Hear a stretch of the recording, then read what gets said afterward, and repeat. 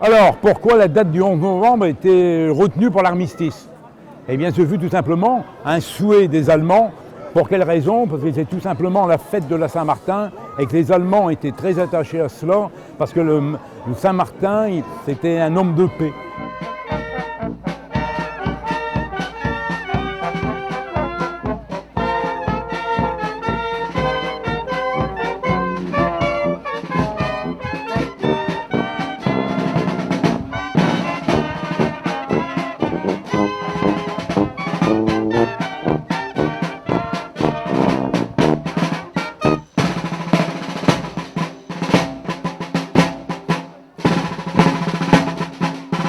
Alfred Johan, mort pour la France.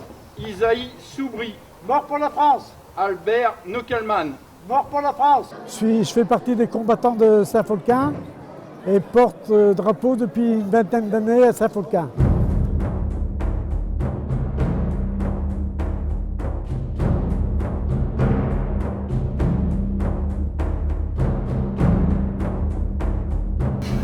La fin des combats de la Grande Guerre a marqué les consciences et imprimé les mémoires.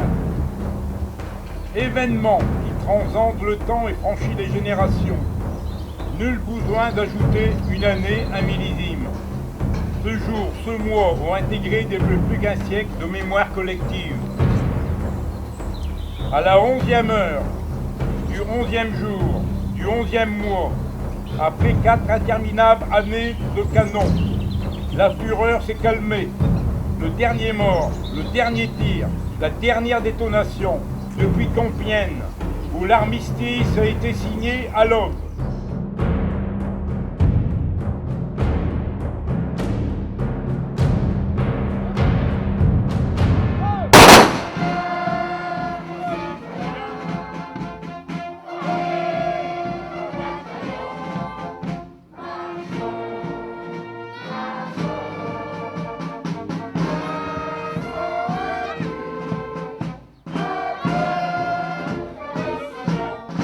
Donc aujourd'hui, il y avait la présence des élus, de la municipalité, des membres de l'UNC, des anciens combattants, des troubadours de Draveling et également des écoles, surtout les écoles, qui sont toujours conviés à Saint-Folquin pour effectuer des petites chansons patriotiques ou la Marseillaise comme aujourd'hui. Alors aujourd'hui, 11 novembre, on a remis en route notre repas annuel du 11 novembre avec les anciens combattants. Ceux qui sont la carte d'anciens combattants et qui sont allés en Algérie, eh bien, leur repas leur est offert. Nous sommes très contents parce que déjà pour monsieur le maire, le vin d'honneur qui sert pour les gens.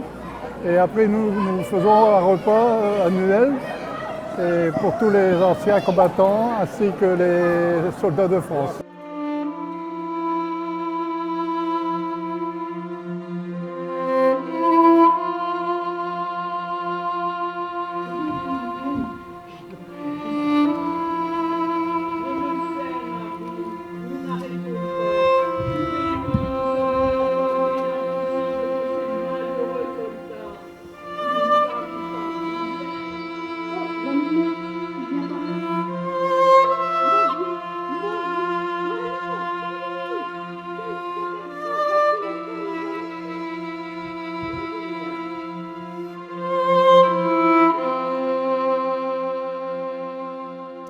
Donc aujourd'hui, on a rendu hommage aux poilus avec des soldats qui ont fait les tirs et quelques scénettes qui représentent la vie autre que la guerre, mais en parallèle, c'est-à-dire les femmes qui étaient seules au foyer, qui devaient assumer les tâches.